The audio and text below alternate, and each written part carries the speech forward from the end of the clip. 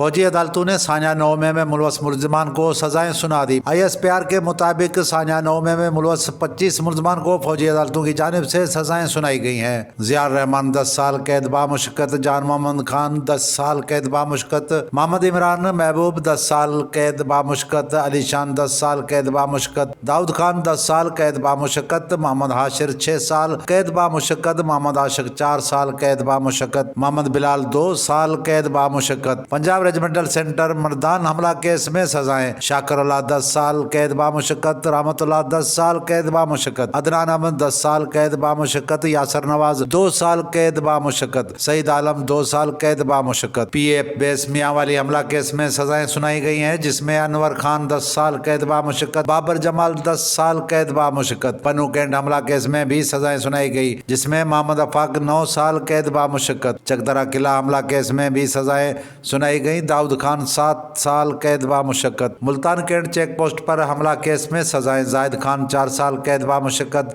خرم شہزاد 3 سال قید بامشقت، جبکہ GHQ حملہ کیس میں بھی سزائیں سنائی گئی۔ عمر فاروق 10 سال قید بامشقت، راجہ احسان 10 سال قید بامشقت۔ ISPR کا کہنا ہے کہ دیگر ملزمان کی سزاؤں کا اعلان ان کے قانونی عمل مکمل کرتے ہی کیا جا رہا ہے۔ 9 مئی کی سزاؤں کا فیصلہ قوم کے لیے انصاف کی فراہمی میں ایک اہم سنگ میل ہے، جبکہ متعدد ملزمان کے خلاف انتساب دہشت گردی کی مختلف عدالتوں میں بھی مقدمات زیر سماعت ہیں۔ ISPR نے مزید کہا کہ 9 مئی میں 2023 کو قوم نے سیاسی طور پر بھڑکائے گئے اشتعال انگیز تشدد اور جلاؤ گراؤ کے افسوسناک واقعات دیکھے۔ 9 مئی کے پرتشدد واقعات پاکستان کی تاریخ میں ایک سیاہ باب کی حیثیت رکھتے ہیں۔ سیاسی پروپیگنڈے جھوٹ کا شکار بننے والے لوگوں کے لیے یہ سزائیں تنبیہ ہیں کہ مستقبل میں قانون کو ہاتھ میں نہ لیں۔ ISPR کے مطابق صحیح معنوں میں مکمل انصاف اس وقت ہوگا جب 9 مئی کے ماسٹر مائنڈ اور منصوبہ سازوں کو آئین اور قانون کے مطابق سزا مل جائے گی۔ ریاست پاکستان 9 مئی کے واقعات میں مکمل انصاف مہیا کر کے ریاست کی عملداری کو یقینی بنائے گی۔ 9 مئی مقدمے میں انصاف فراہم کر کے تشدد کی بنیاد پر کی جانے والی گمراہ اور تباہ کن سیاست کو دفن کیا جائے گا۔ 9 مئی پر کیا جانے والا انصاف نفرت، تقسیم اور بے بنیاد پروپیگنڈا کی نفی کرتا ہے۔ آئین اور قانون کے مطابق تمام سزا یافتہ مجرموں کے پاس اپیل اور دیگر قانونی چارہ جوئی کا حق ہے۔ ISPR نے کہا کہ نفرت، جھوٹ پر مبنی سیاسی بیانیے کی بنیاد پر مسلح افواج کی تنصیبات پر منظم حملے کیے گئے